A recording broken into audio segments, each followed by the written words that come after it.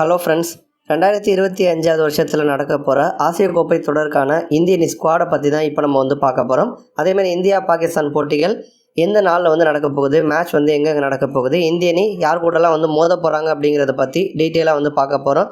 ஹர்திக் பாண்டியா ரொம்ப நாளைக்கு பிறகு அணிக்கு திரும்புகிறாரு. ஏன்னா இப்போ ஐபிஎல் தொடர் முடிஞ்ச பிறகு இந்தியாவுக்கு பெரிய சீரியஸ் எதுவும் இல்லை. இப்போதைக்கு இங்கிலாந்து டெஸ்ட் தான் போயிட்டுருக்கு. இந்த இங்கிலாந்து டெஸ்ட் முடிஞ்ச கையோட பார்த்தீங்கன்னா நமக்கு ஆசிய கோப்பை தொடங்குது. இப்போ பாண்டியா டெஸ்ட் கிரிக்கெட்டில் ஆடுறது கிடையாது, T20 மற்றும் ODIயில் மட்டும்தான் ஆடிட்டுருக்காரு. அந்த வகையில் பார்த்தீங்கன்னா இப்போ இந்த ஆசிய கோப்பை தொடருக்கான கேப்டன் பொறுப்பை பாண்டியா கிட்ட தான் கொடுக்க போகிறாங்க அப்படிங்கிற மாதிரி ஒரு அப்டேட் வந்திருக்கு.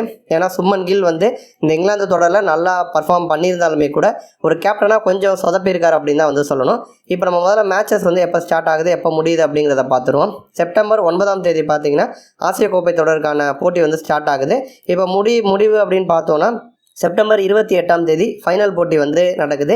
இப்போ இதில் இந்தியா தங்களுடைய முதல் போட்டியை யார் கூட ஆட போகிறாங்க அப்படின்னா செப்டம்பர் 10ஆம் தேதி தான் இந்தியா முதல் போட்டியை ஆடுவாங்க. UAE டீம் கூட தான் இந்தியா தங்களுடைய ஃபஸ்ட்டு போட்டியை ஆடுறாங்க. அடுத்து இந்தியாவுக்கு ரெண்டாவது போட்டி அப்படின்னு எடுத்துக்கிட்டோன்னா செப்டம்பர் 14ஆம் தேதி ரெண்டாவது போட்டி, அது பாகிஸ்தான் கூட நம்ம இந்தியா ஆட போகிறாங்க. அடுத்து செப்டம்பர் 19ஆம் தேதி இந்தியா ஓமன் கூட ஆட போகிறாங்க. இது குரூப் ஸ்டேஜ் மேட்சஸ். இந்த குரூப் ஸ்டேஜ் மேட்சஸில் பாகிஸ்தான் கூட இந்தியா ஆடுறோம். அது மட்டும் இல்லாமல் 3 போட்டி மட்டும்தான் நம்ம இந்தியாவுக்கு இருக்குது. இதை தாண்டி அடுத்து சூப்பர் 4 சுற்று இருக்குது. அந்த சூப்பர் 4 சுற்றுலையுமே இந்தியா பாகிஸ்தான் கூட ஆடுவாங்க. ஒருவேளை பாகிஸ்தானும் ஃபைனல் வந்துட்டாங்க, இந்தியாவும் ஃபைனல் வந்துட்டாங்க அப்படிங்கிற பட்சத்தில் இந்தியாவும் பாகிஸ்தானும் 3 முறை மோதுவதற்கான வாய்ப்பு இருக்குது அப்படின்னு சொல்லப்படுது. இந்த அரசியல் காரணங்களால் பார்த்தீங்கன்னா இந்த ஆசிய தொடர் நடக்குமா, அதுலேயும் இந்தியா பாகிஸ்தான் போட்டிகள் நடக்குமா அப்படிங்கிற மாதிரி ஒரு குழப்பமான சூழல் இருந்துச்சு. ஆனால் இப்போ அந்த பிரச்சனை எல்லாத்தையும் சரி பண்ணி ஆசிய கோப்பை தொடர் நல்லபடியாக நடக்க போகுது. இப்போ இதில் நம்ம இந்திய அணிக்கான ஸ்குவாடுன்னு பார்த்தோன்னா கேப்டன் ஹர்திக் பாண்டியா, சுமன் கில்லும் அணியில் இருக்காரு. சஞ்சு சாம்சன் மற்றும் அபிஷேக் சர்மா இவங்க 2 பேரும் அநேகமாக இந்திய அணியில் ஓப்பன் பண்ணுவதற்கான வாய்ப்பு அதிகமாக இருக்குது. ஏன்னா T20 போட்டிகளில் இவங்க தான் நல்லா பர்ஃபார்ம் பண்ணியிருக்காங்க, நல்லா ஆடிருக்காங்க.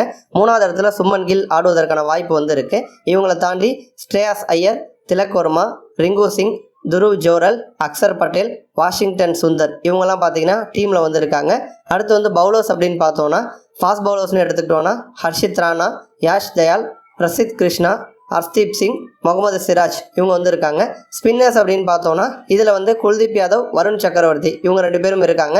வேகப்பந்து வீச்சில் நமக்கு ஹர்ஷித் ராணா, யாஷ் தயால், பிரசித் கிருஷ்ணா இவங்க 3 பேரில் யாராச்சும் ஒருத்தருக்கோ அல்லது 2 பேருக்கோ வாய்ப்பு கிடைப்பதற்கான சூழல் இருக்குது.